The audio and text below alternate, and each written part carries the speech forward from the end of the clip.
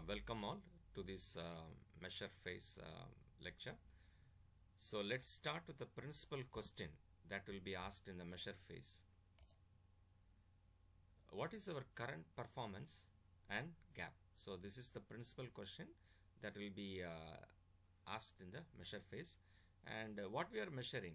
So we are measuring the time taken to receive payments from an invoice. Consider we are measuring the time taken to receive payments for an invoice, and how will we calculate that? So we have the start time, the stop time, and the elapsed time, that is between stop and start, and how much is time is elapsed. So that's where we will be measuring the time taken to receive payments for an invoice. Okay, so in general what happens, right? So this document will be available or should be available with the MIS team, that is the Management Information System team, or any team that which reports out these metrics or measures.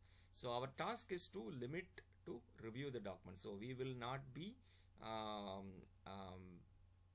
preparing this document, but what we will do, we will be reviewing the document. Okay, so how we are measuring? So we will be measuring through machine or gauge, right? So that is one thing that we can use for measurement, or we can use through skills, humans, through skills by engaging humans. That is one more approach, and the procedure for measurement. So these are all the three things that we will be considering while we are measuring. And what is considered an acceptable or unacceptable, that is what we call as a specification limit. So in case, say for example, you are expecting a delivery boy to deliver a pizza within 30 minutes. That is the promise or the assurance that the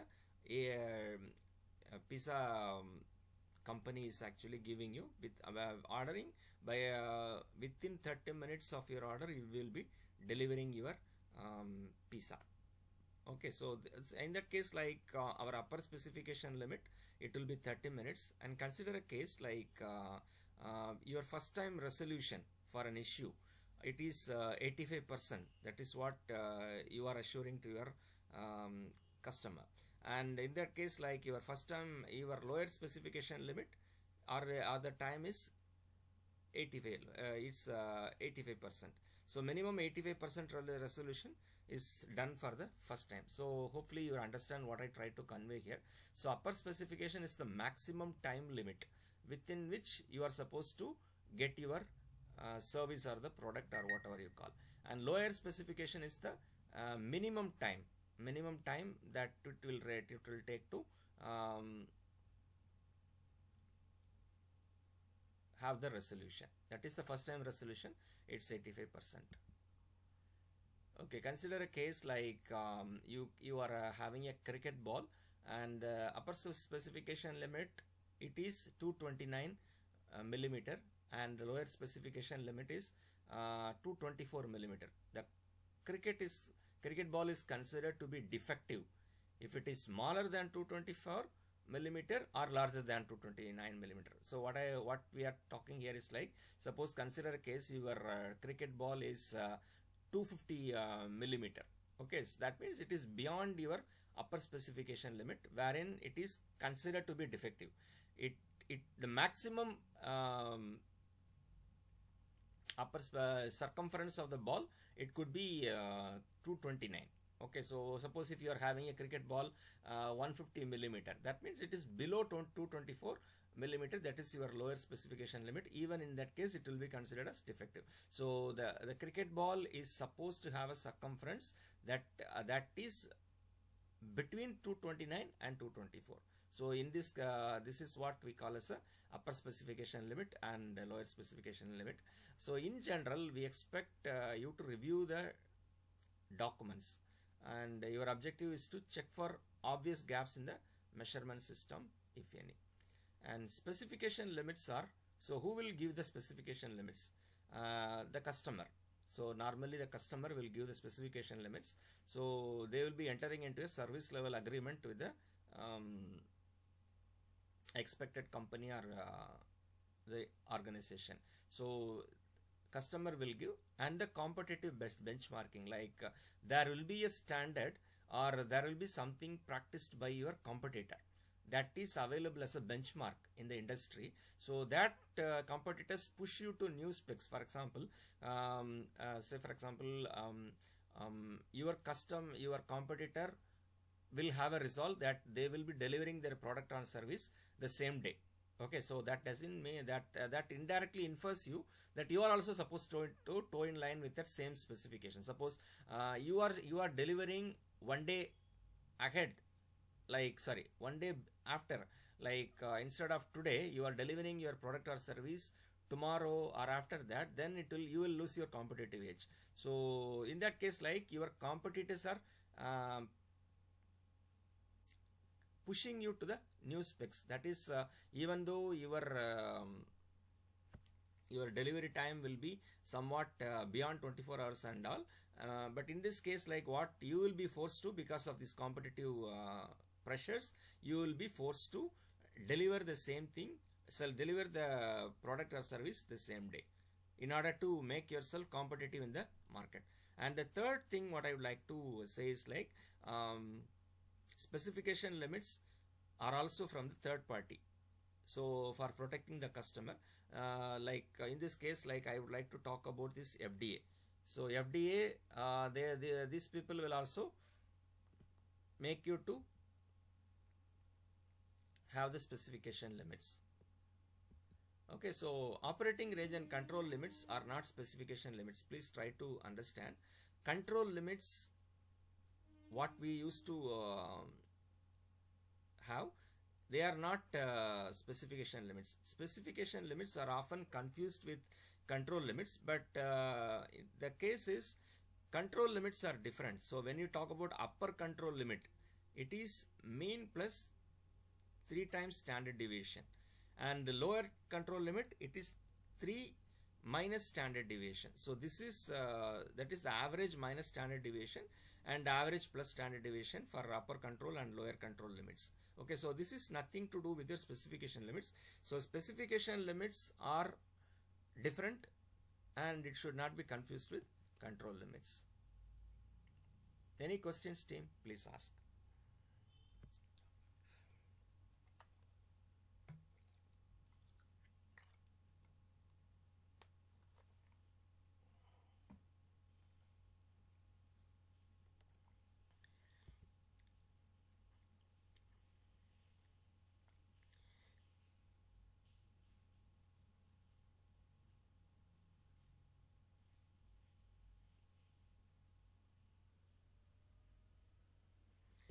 Okay, now the step 2 is like we need to validate the measurement system. Okay, so to assess the reliability of the data collected, we need to validate the measurement system. So measurement system has to be validated. How will you validate the measurement system? That is that we are going to talk. And so why the reliability of data is so important? If the measurement system is not reliable, the data collected from the measurement system can't be used for assessment of performance. Okay, so if the system itself is having a flaw or it's not doing its job, then what happens, like the data collected from the measurement system, it also cannot be reliable, and directly it will impact the performance of the measurement.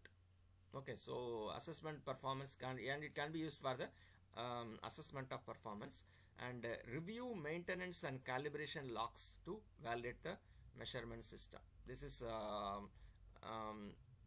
for validating the measurement system, we can go for review of maintenance and calibration logs. If a human being enters data in a system and we extract the data from the system, then it is a human measurement system. There are two things. One is a human measurement system and an automated measurement system. Okay, so if human beings enters data in a system and we extract the data from the system, we call it as a human measurement system. An automated measurement system, it's all about recording or capturing of data, storage of data, retrieval of data. There is no human involved. That means it is totally an automated system, measurement system, wherein you will be recording, storing, retrieval. Okay, so all these things you will be doing automatically. If we extract data from SAP, Salesforce, that doesn't mean the system is automated.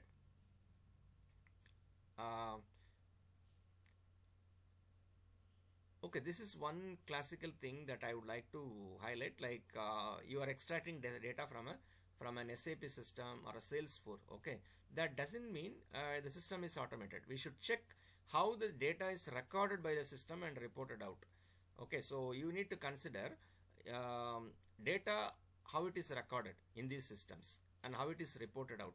So if the recording of the data was by computer, machine, sensor, and there is no human interference, and storage and retrieval of data is also by a machine, then it's an automated measurement system. Okay, so all your recordings and your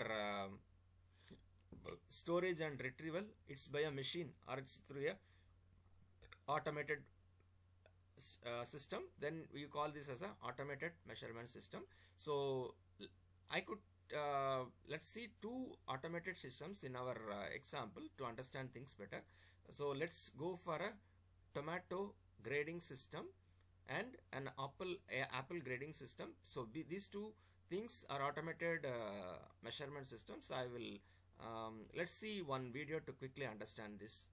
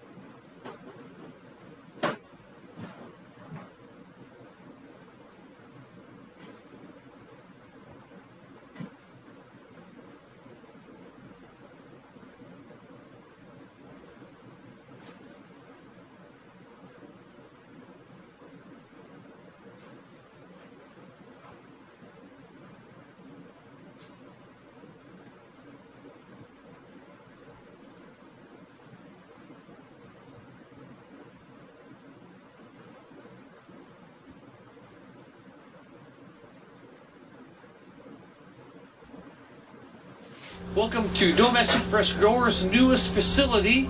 It is located in Yakima, Washington. This facility is owned by the Kershaw family. It is over 60,000 square feet of the newest innovation of packing line equipment.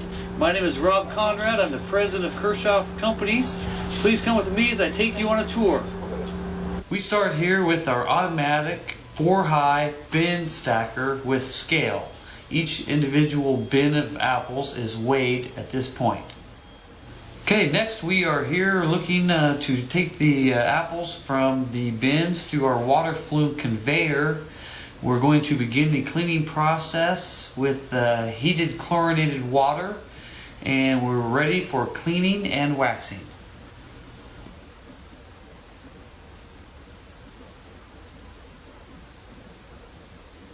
We bring the apples out of the water onto a roller conveyor. The intent here is to provide even spacing for the cleaning and waxing process. Next step is our spray bar, where we apply food grade soap to get the apples nice and clean and free of orchard residue and any other debris that we may pick up from the orchard. Run the apples underneath a shear fan to dry the apples completely, so now that they're clean and dry, they're ready for wax application. Wax applicators have sensors on them to apply just the amount of wax for a shiny, marketable apple. After applying the wax, we run the apples through a 55-foot dryer to make sure that the wax is dry for the next process. This process here has three 18-inch sorting tables where we hand sort the obvious blemishes and defects. From these three sorting tables, we now converge these three lanes together onto a singulator and into our 6-lane compact color and size sorter. We now apply an individual sticker to each apple to identify the variety for the consumer. There's 57 drops that the cameras will determine the final destination of these apples.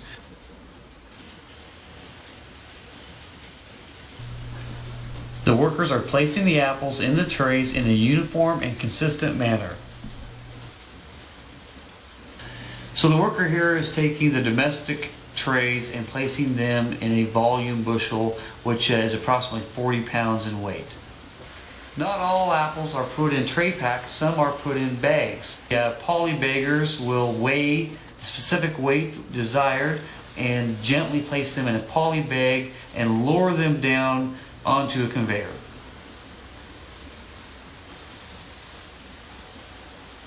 We are now ready to stamp and weigh every single individual box, insert a pad,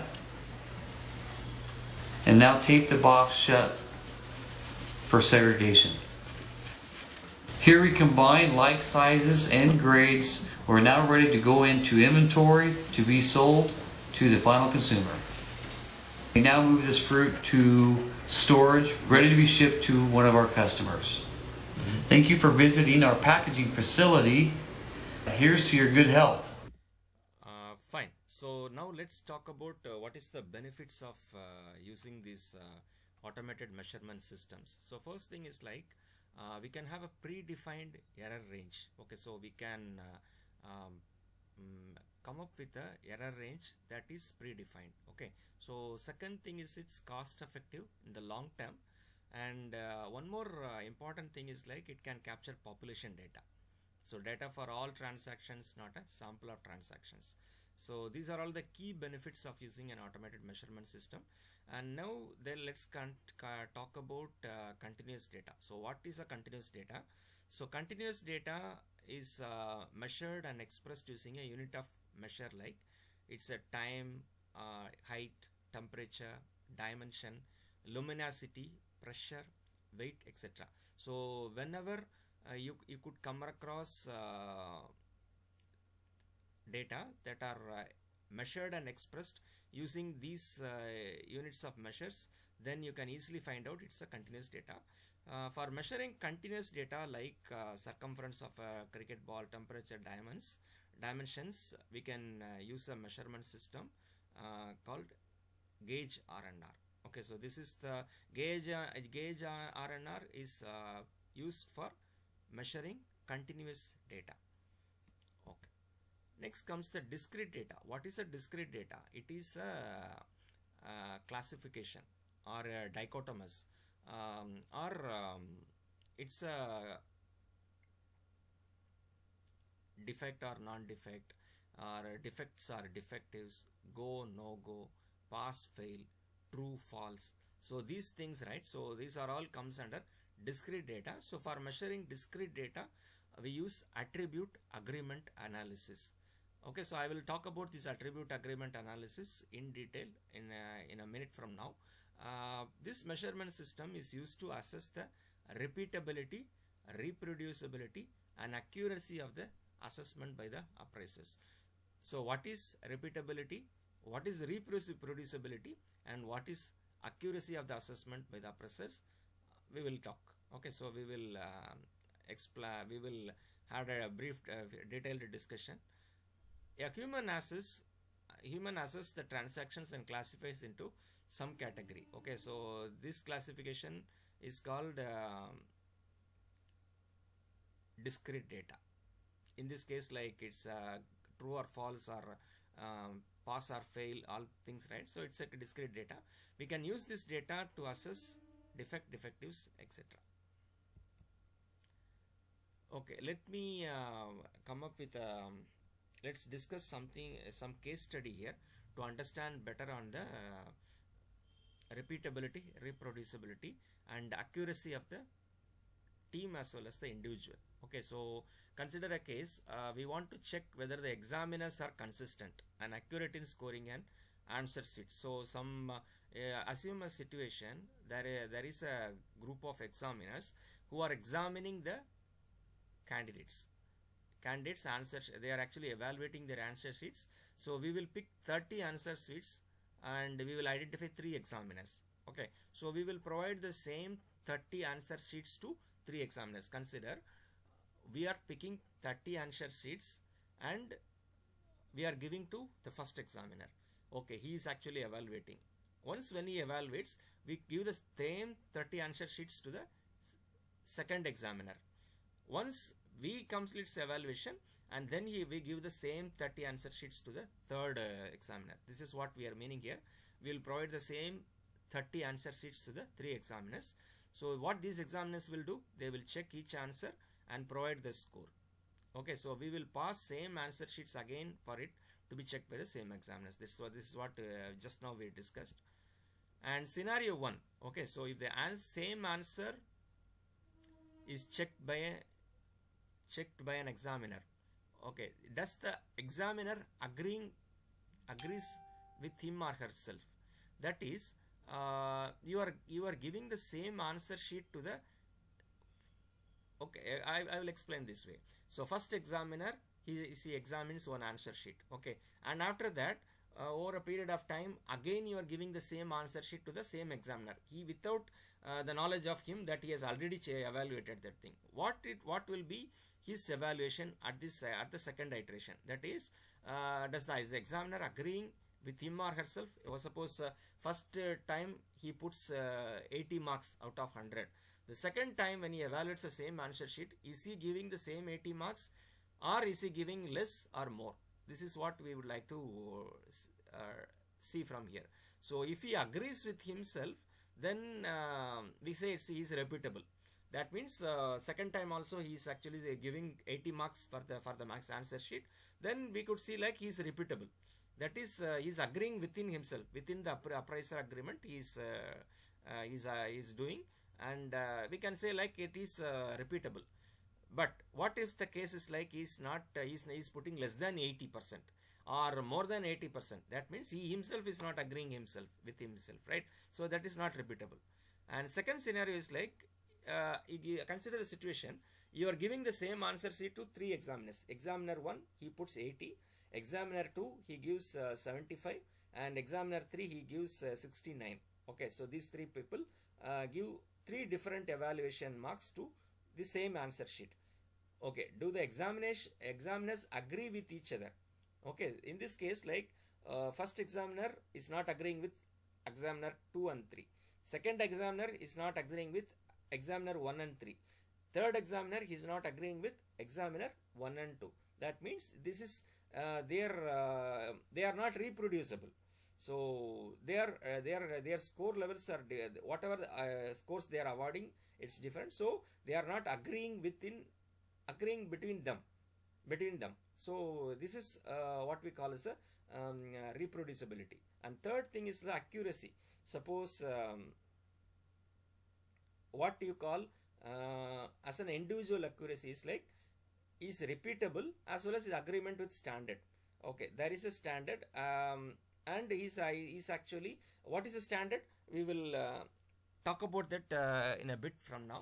But individual accuracy is also all about he is able to repeat, at the same time he is agreeing with standard, means it's an individual accuracy. And team accuracy is what is repeatable as well as, that is repeatable in the sense he is agreeing with himself, and then reproducible, he is agreeing with the fellow evaluators, that is reproducible, and also he is agreeing with standard. In this case, what we call, this is team accuracy. Okay, so this team accuracy is all about from the team perspective. Individual accuracy is from the perspective of the individual. Okay, now consider this sheet. Your examination score should not be dependent on who checks it. Okay, because irrespective of the examiners, you should have a fair amount of, or not, you should have a equal score. Then only you can say like it is a correct evaluation, right? So if somebody is putting 80% and somebody is putting 45%, then that's not the proper evaluation, right? So your examination score should not be dependent on who checks it. The examination score is an assessment. Okay, it's a data observation. It should be repeatable and reproducible. Then only it is a proper measurement system. Okay, now consider you have three appraisers. Okay, appraiser 1, that is he is actually we call it as a A1, A2, and appraiser 2 we call them as one person, B1, B2, and appraiser 3 is C1, C2. Consider the first case. The appraiser is agreeing with himself, right?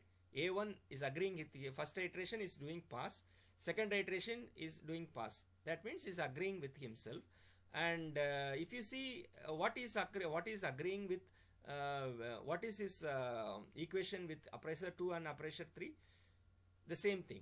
B1, B2 is also agreeing with himself, and C1, C2 is also agreeing with himself. That means actually both of the people have given the pass as their appraisal.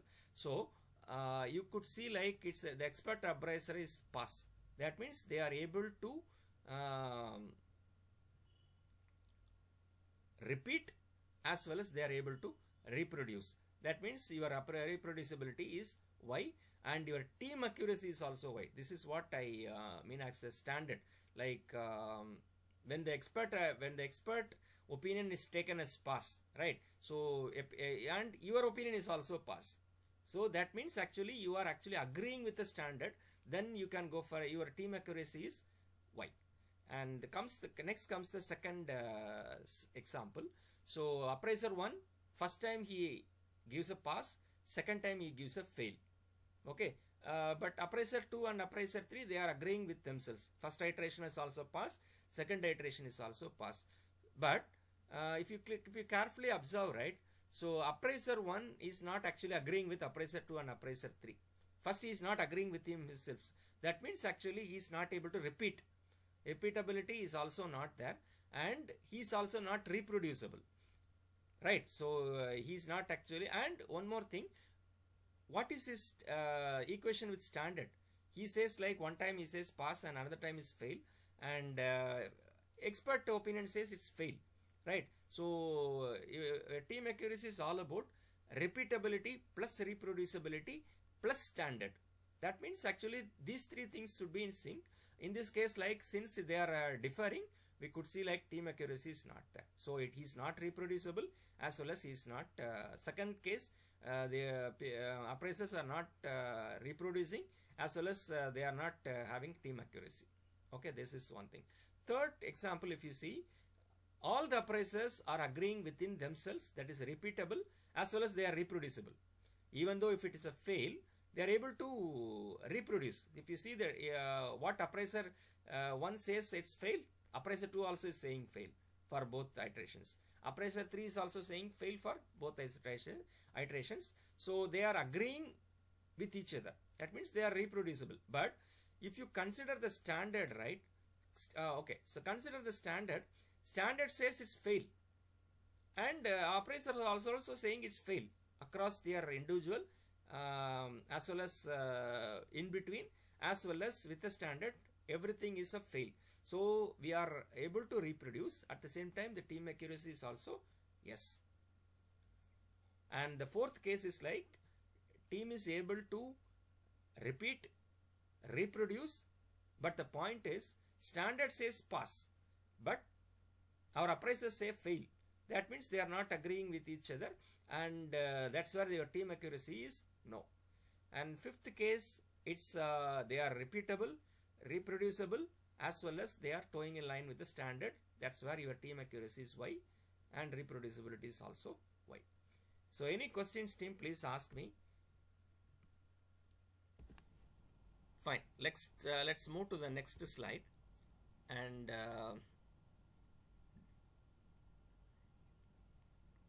this is the measurement system that we have taken for operator 1, operator 2 and operator 3. The same way what we have just now discussed, it's for this data, and we are actually coming up with the reproducibility scores as well as the team accuracy scores, and we are calculating our accuracy.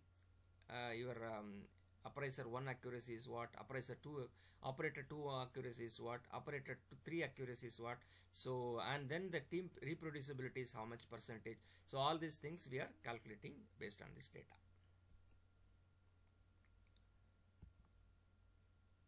Okay, now let's use the Minitab tool to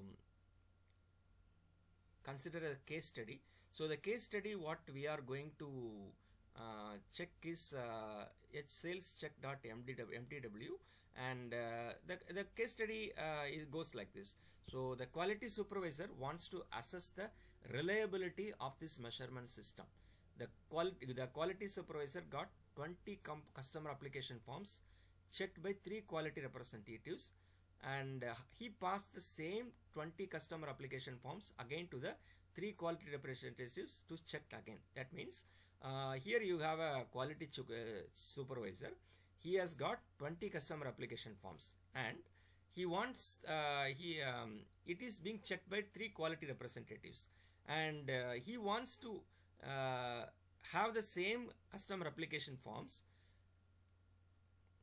to be evaluated to the same 3 quality representatives. Okay, this is the case study, and let's go to stat, quality tools, and attribute agreement analysis.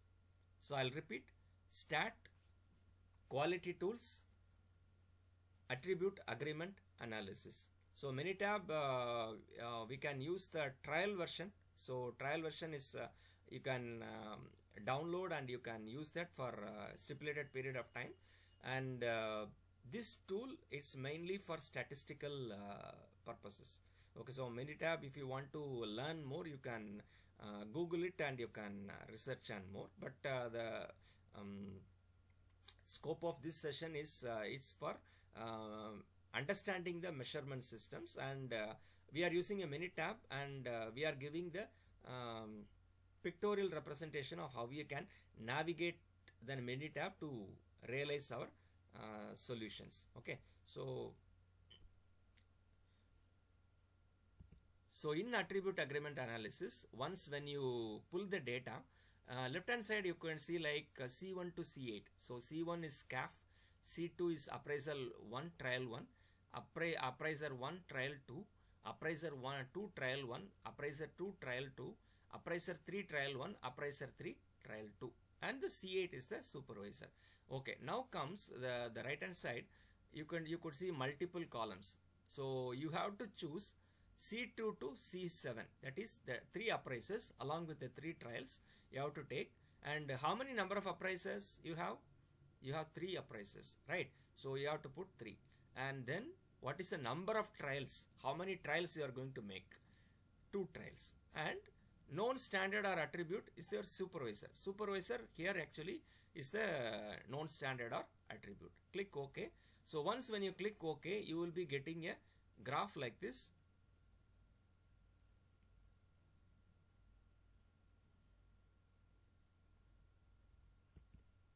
Okay, now this data you will be getting once when you click the OK button. So what it says, like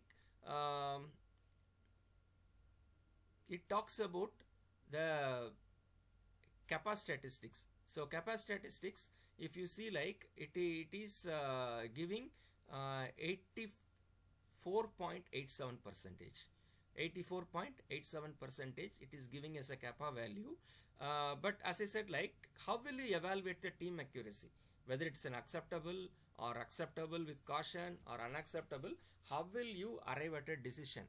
Okay, so team accuracy, in this case the kappa value, if it is greater than 90 percentage. When you see a data that is having 90 greater than 90 percentage, it is an acceptable measurement system. The data collection is valid.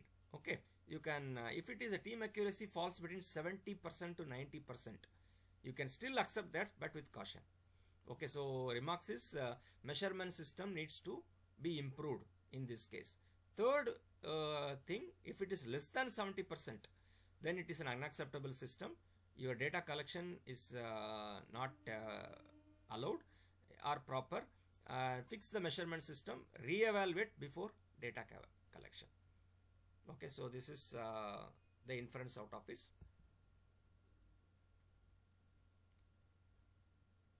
So these are all some of the inferences what we captured, and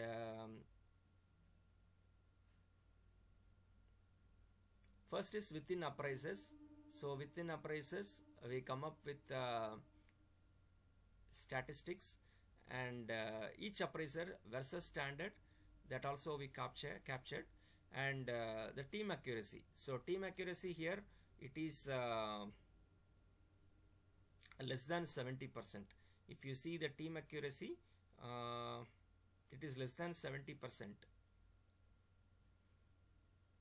So unacceptable measurement system, we can't use this measurement system for data collection.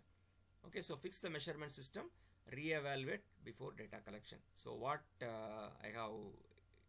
we have just now saw, so the same thing is repeatable here.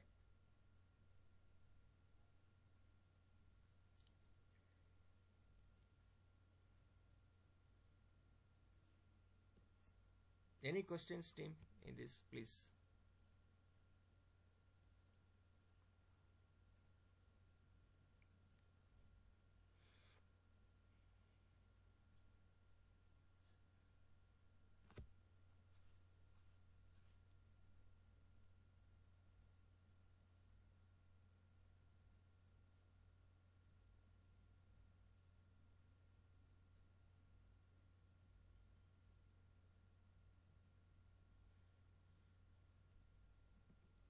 Okay, so now comes we will see one more case study.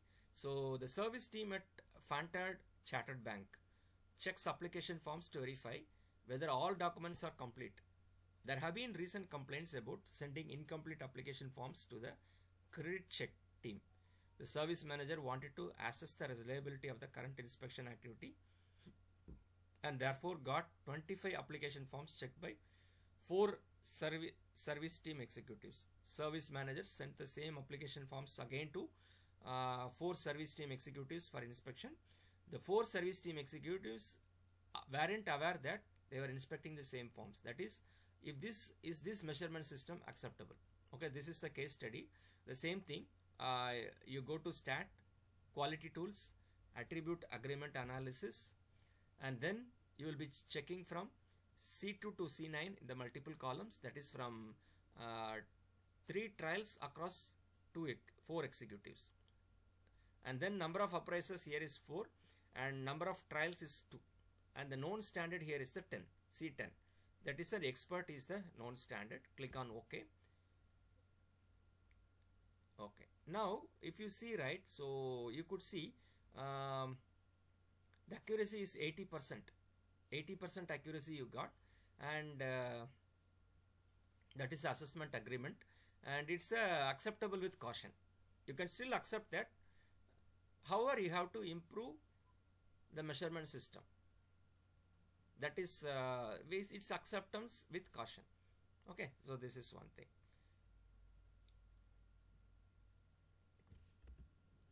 Let's move on to step 3. So step 3, we have to evaluate your current performance. If it is continuous, calculate probability of failure within specification. It can also be expressed in sigma level. Okay, so now it is time to evaluate our current performance. How will you evaluate for a continuous data? You have to calculate the probability of failure. Okay, so how much probability of failure rate I have, or within the specification I have, you have to calculate that. That is what we call as a sigma level. Okay, so probability of failure within specification. So what do we need in this? The mean, the standard deviation, and the specification limits. These three parameters and the data for this we need to have in order to evaluate our current performance. Let's see how we have to do that. So let's go for a case study wherein a KPO process reimbursement receipts for their customers. They came to process the time to process should be no more than 30 minutes. That is, your upper specification limit is 30 minutes, and the customer expects at least 90% of invoices should be processed within the 30 minutes. That means 90% invoices should be processed. And what is the probability of processing the reimbursement bills within 30 minutes? That is the question. And we are supposed to ask the sigma value. Sigma value is nothing but the probability of failure within the specification. Okay, so now we have the Y measure. Y measure is nothing but the time. Okay, so the time is the Y measure, that is a critical to quality or the key performance indicator. And the upper specification limit, it's 30 minutes. And mean, okay, so what is the mean and what is the standard deviation? So as I said, like whenever you are going for this kind of problems, you need to have the standard deviation and the mean for the calculation of the sigma level. Okay, along with the specification limits, you need to have this data as well. So how will we arrive at the mean and the standard deviation?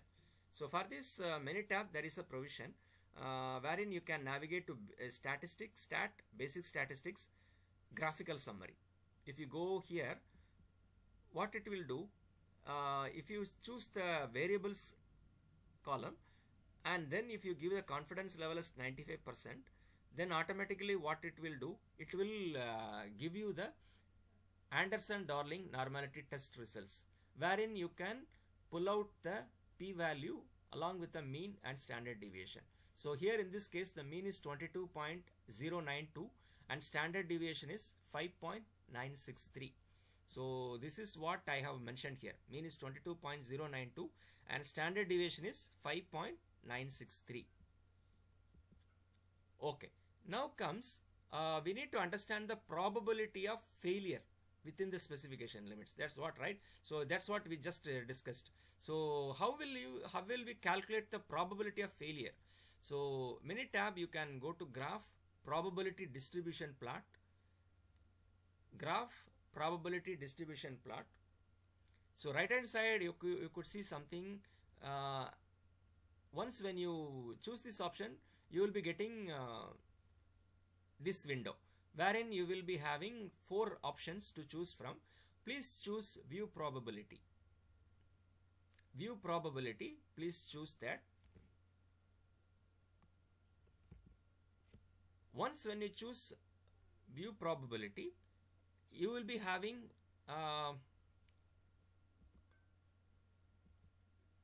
this window wherein you click on shaded area. Shaded area. So shaded area, what will you do? Before that, in the distribution, you have to give the mean value and the standard deviation. Just now what we have taken the value from the graphical summary. So mean 22.092, standard deviation is 5.963. Then go to shaded area, click on choose right tail.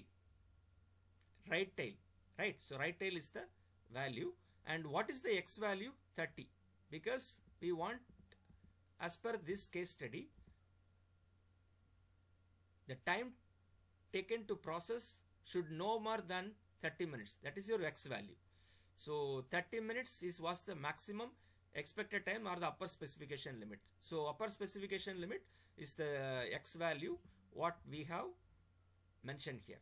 X value is 30. Click OK. Okay, now you get a graph like this. So 9.239%, it's the probability of failure. That's what your sigma level or ZST. Probability of failure is 9.2. Like within 30 minutes, there is a probability of failure 9.239 percentage, you cannot do the activity. That is the inference here. And what is the success rate? 90.76. 90.76. How will you arrive at?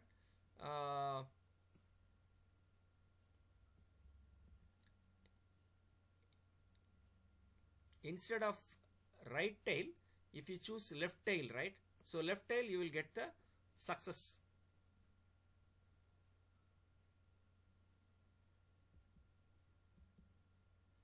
Okay.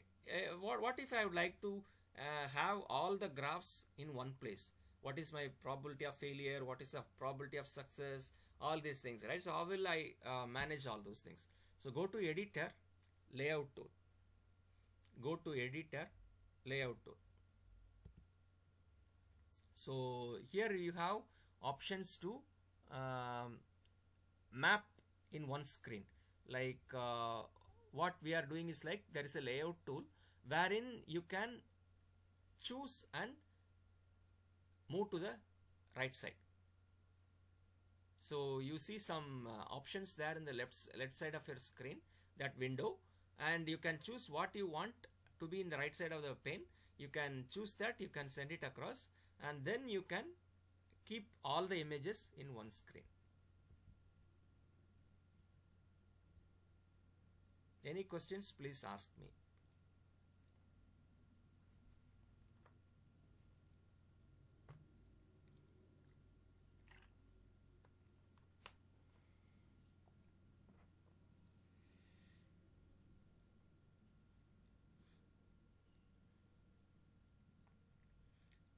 Okay, let's go to the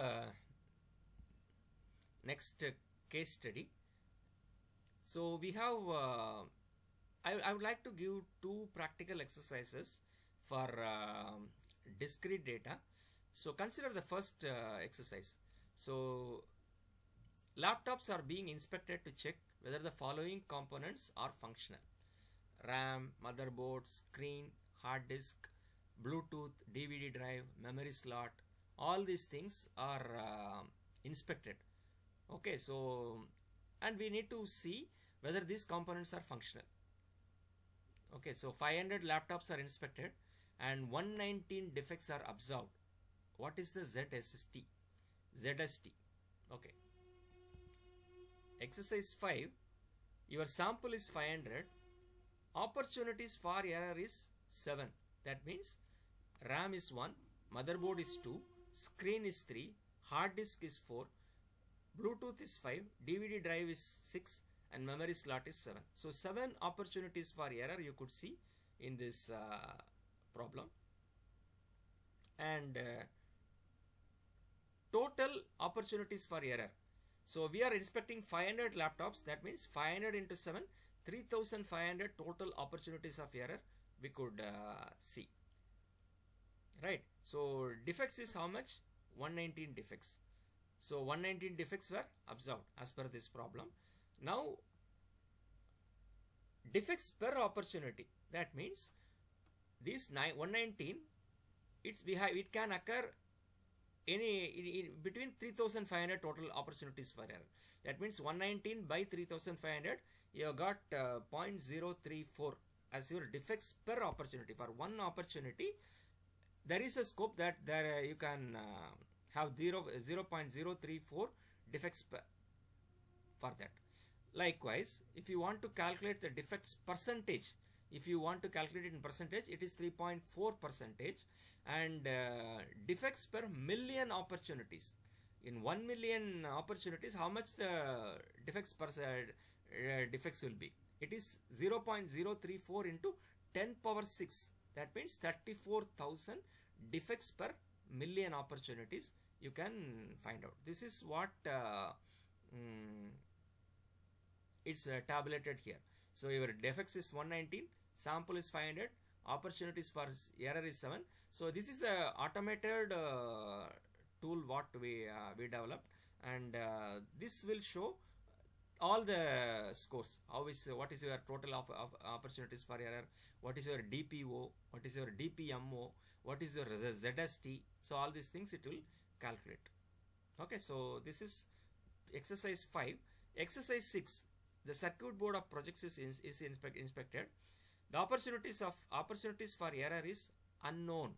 Please understand, opportunities for error is unknown, and 1000 projectors are inspected. 43 defects are observed. Okay, so here your total projectors are 1000, total defects 43, and opportunities for error, it's not given in the problem, and we need to calculate the ZST. Okay, so if defects or opportunities for error unknown, defects per unit, it's not the same as defect percentage. We can compute probable defect percentage using Poisson approximation. Okay, so in this case, we have a, how will we calculate defects per unit? It's 43 by 1000, that is 0.043, and probable defect percentage is 1 minus exponential of minus 0.043. That will give you the DPMO. I will repeat, probable defect percentage, in this case it will be 1 minus exponential of minus 0.043. that will give your DPMO, that will give your probable defect percentage. Now comes the defect percentage, sorry, DPMO, it's 0.034 into 10 power 6, 34,000. Any questions, please ask me.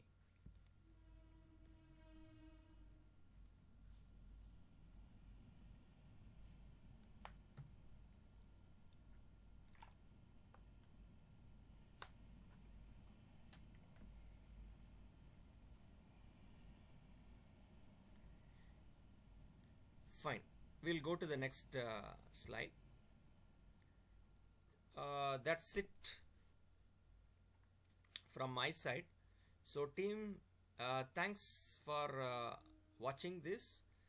Feel free to reach out to me if you have any queries. I'm always reachable at joseph.sasiaram@gmail.com. That's my Gmail account, and also you can find me at Joseph SRM in the Twitter.